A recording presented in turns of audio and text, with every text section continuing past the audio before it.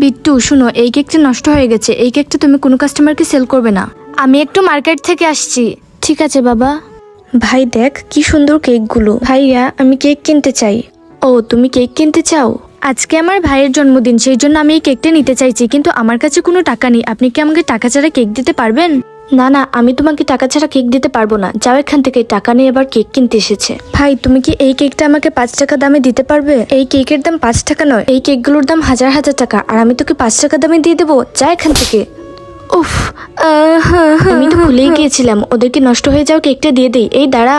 কি হয়েছে ভাই, তুমি আমাকে ডাকলে কেন? তোর কি কেক লাগবে? হ্যাঁ ভাইয়া। তুই দাঁড়া এখানে, আমি তোর জন্য কেক নিয়ে আসছি। এখন মজা বুঝবি এই নষ্ট কেক খেয়ে। এই নে কেক, এটা দিয়ে তোর ভাইয়ের জন্মদিন পালন কর। থ্যাংক ইউ ভাই। ভাই আজকে তুই তোর জন্মদিনে কেক কাটতে পারবি। এই বাচ্চারা দাঁড়াও, তোমরা এই কেকটা নিয়ে কোথায় যাচ্ছ? আজকে আমার ভাইয়ের জন্মদিন।